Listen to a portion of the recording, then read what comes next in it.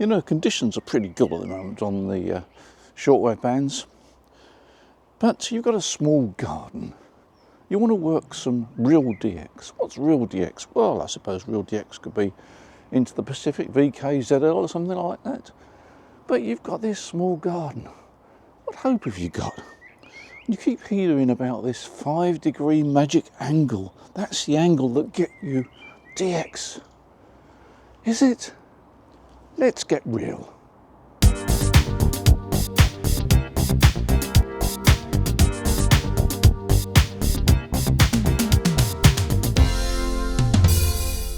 You know, one of the fun things about ham radio is experimenting. In actual fact, that's how ham radio started, experimenting way back in the, well, back to 1910, 1920. That's how it all started.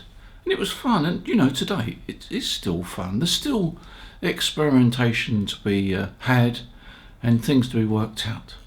Some of the things now, of course, are specialised or devoted to our hobby because the professionals are really not interested in certain things. For example, DX. So we spend a lot of time, or a lot of us anyway, spend a lot of time working DX on the ham radio bands. I mean, the definition of DX in itself is questionable.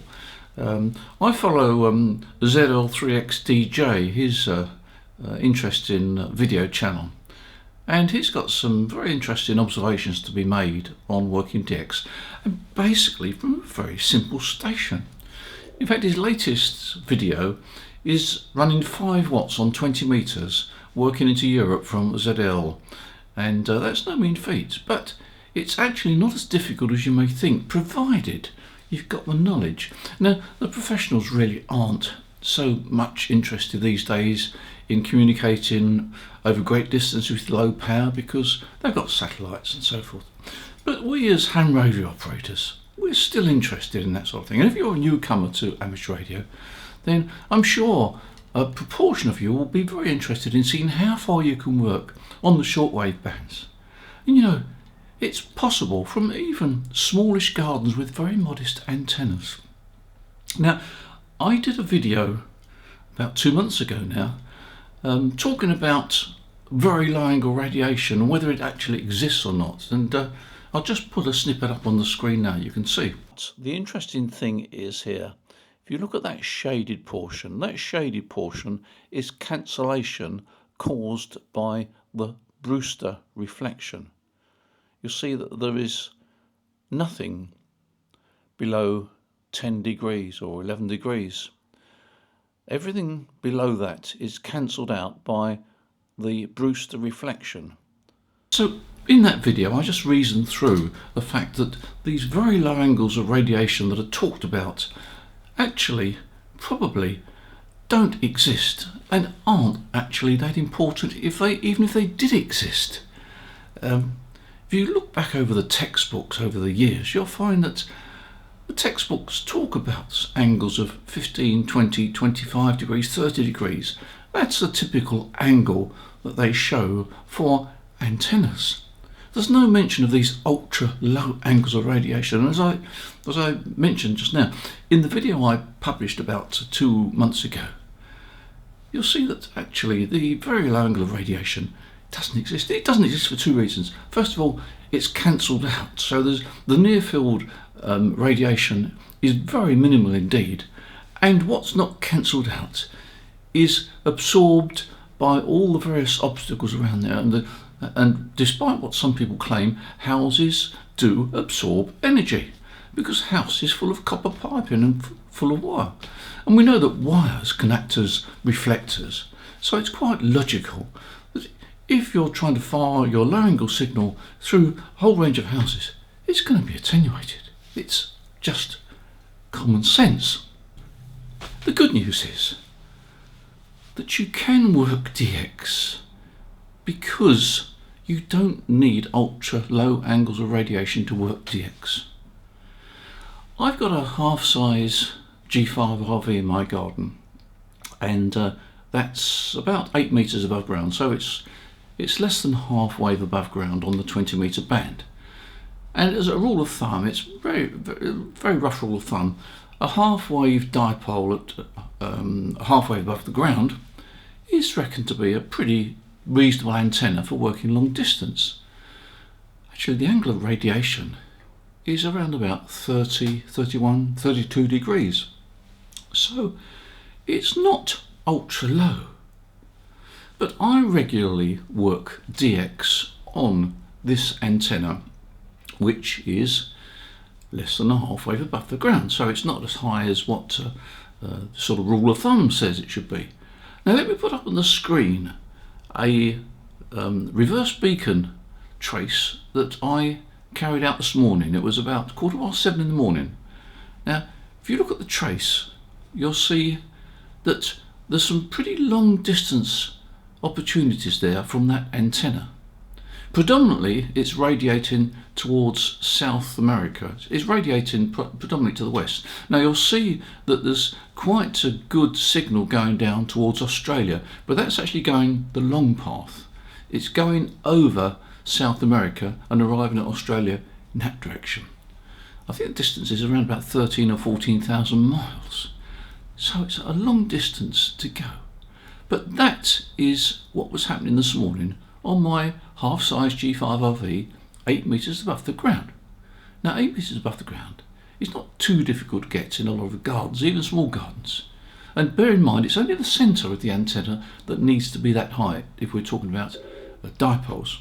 Or in the case of the G5RV, it's a doublet.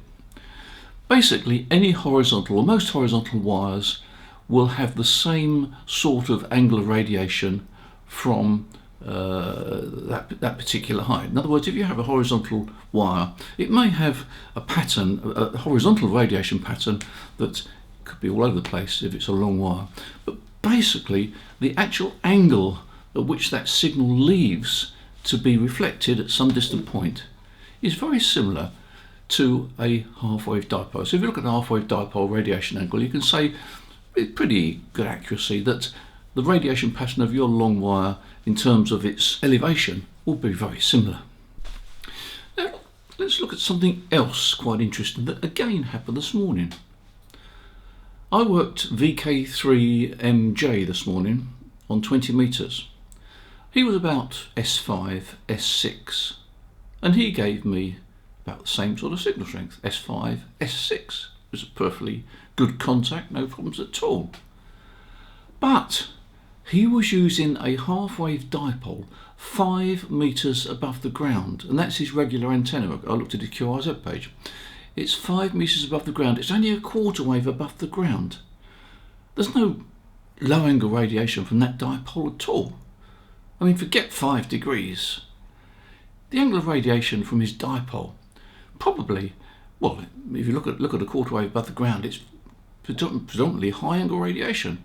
But there is a little bit of radiation, I say a little bit more than a little bit of radiation, at angles of around about 35, 40, 45 degrees, enough to make the contact. So there was a VK3MJ working me with his dipole at 5 metres above the ground, and I was working him with my dipole or doublet at 8 metres above the ground. Now, the reason that we were able to make contact is that communication over those long distances is multi-hop. And forgets the sort of idea that the flat Earth society where an ultra low angle radiation is the thing that's going to get you over the distance. That's not the case at all. Very often multi-hop communication takes place at angles around about 25, 30 degrees. So you don't need ultra low angles of radiation to make it. And in actual fact, there have been cases recently where they're talking to one DXer, and he actually he's got a Yagi. Come on to that in a minute. He had a Yagi which was it's American, so 90 feet, but he had to actually lower his Yagi to around about 50 or 60 feet in order to raise the angle of radiation in order to work some of the DXs he was trying to work.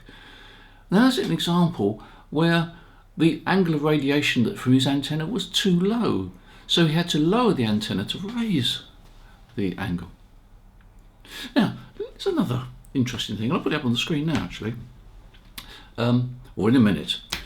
Basically, we often envy those with Yagi antennas, don't we? They've got a Yagi antenna at 60 feet or 90 feet or whatever it is, 25, 30 metres above the ground. Great, isn't it? It looks great in the air. And actually, when it's in the air, it doesn't look that big. You know, even on 20 metres, a 3 element at 30 metres doesn't look that big. But it's pretty enormous when it's lowered down. And it's also pretty enormous when it happens to hang over your neighbour's garden. So Yagis are great, but they're not for everybody. So what has a Yagi got that your half-wave dipole hasn't got? Well, when I was first licensed, I always thought, well, the advantage of a Yagi is it's got gain and it's got low angle radiation. But the two things that it's got.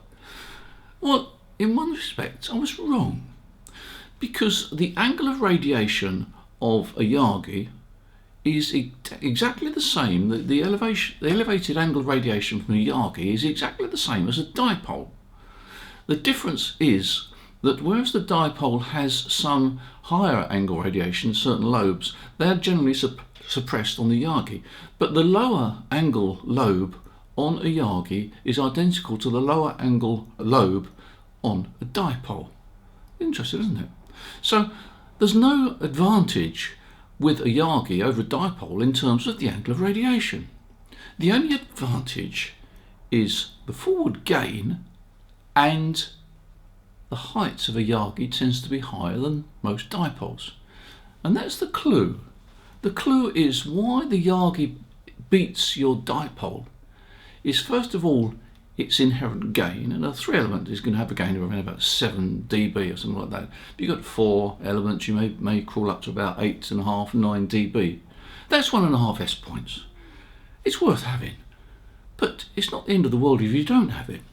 So you've got something like, so let's take a 3 element Yagi, and we'll say it's got a 7 dB gain. Now, I grant you that it's got front to back ratio, but front to back ratio is sometimes we can live without that. So it's got a 7 dB forward gain. If that Yagi is erected at, so let's say 20 metres above the ground, which is what, 65 feet, something like that. It's quite high actually. If that Yagi is at 20 metres above the ground, operating on 20 metres, it's going to have exactly the same angle of radiation as a dipole at the same height.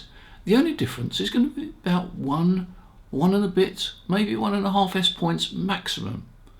So the difference between a Yagi and a dipole, and I'm talking about a 3 element Yagi at the moment, which is the sort of popular combination, the difference between a Yagi and a horizontal dipole is only 1 and a bit S points. It's the height and the gain that very often Yagi operators benefit from. So what I would say is, if you're a newcomer, or even if you're not a newcomer, but you want to try working DX, first of all, make sure your antenna is in good nick. You've got a reasonably low VSWR. It doesn't matter whether it's 1.5 to 1.75, 1.75 to 1. It doesn't really matter. But make sure that it's resonant. Try and get the centre, if it's a dipole, try and get the centre high, as high as you can in the air, because it's the centre of the dipole that radiates at maximum current point. If you're operating a vertical, then try and lay down some reasonable length of radials. Again, we've learned in recent times that you don't need quarter wave radials. You need it's the amount of wire really. You can get away with radials of 3 or 4 metres long. Again, Brian uses radials around about that length, 3 or 4 metres long, and he regularly works into Europe. And I've worked him a number of times on 40 metres, again with just these fairly short radials. So you don't need lots and lots of radials. The downside of a vertical can be, if you're in a noisy location, a vertical will pick up more noise than a horizontal dipole, and I'll try and cover that in another video. But basically, a vertical can be a bit noisier if there's noise in your location. In other words, the vertical antenna hears noise more than a horizontal antenna. Fact of life, it's always been like that and never change. Unfortunately, we live in a noisy environment now. But take heart, you can work DX. So make sure your antenna's okay. Don't worry about angular radiation, because you've probably got a reasonable angular radiation from your antenna anyway. Look at the grey line, be persistent, and don't get put off if you hear a VK. I was listening to a VK the other day, and he was working a SOTA station in Switzerland. Again, it was about 7:30 in the morning. He was working a SOTA station in Switzerland. I don't know what the guy was running, but I don't think he was running that high power. And then he went back. He heard a QRP station, an M7, who was running. I think it was actually running 25 watts, so it's not ultra QP. Anyway, he went back to an M7 station, and he gave him 5 and 6, 5 and 7. This is SSB on 20 meters, and then the world piled in. Now, I called him a couple of times, but got no joy. But he was working stations with Yagis, high power, etc. So if you hear DX and you don't get through, it's not that you're not getting through, it's the fact that you've got competition because you've got high power stations with Yagis twice as high as yours with forward gain. And once there's a pile up, then it's the strongest signal that tends to work. There's a little bit of there's a little bit of skill there. And the skill is, if everybody's piling in, there's no point in you calling because they won't hear you. What you do is you wait until it starts to come a bit quieter and then come in with your call. And with a bit of luck, sometimes there's a gap. Everybody piles in, call, and they won't hear you. They won't hear little G30 JV with his 100 watts, etc., etc. But as it starts to quieten down, and sometimes there's a slight pause, you just nip in quickly with your call sign. Very often you'll be heard because it's the one point when nobody else is calling, and even though you're weaker than the others, you'll be heard. So there's another skill. Anyway, thanks for supporting this channel. I do appreciate it. It's great fun to run this channel. It's great fun to get all your... Gosh, sorry about that. It's great fun to get all your comments and so forth. And a lot of the comments are very encouraging as well. If you've got ideas on what you'd like to hear about on videos, particularly if you're a newcomer, then let me know. I'll do my best to cover it if I can. In the meantime, enjoy your ham radio. Start to try and work a bit of DX. Don't get too disappointed if it doesn't work first time, but you will get through, I promise you. In the meantime, take care. Look forward to seeing you, as usual, in the next video. Bye for now.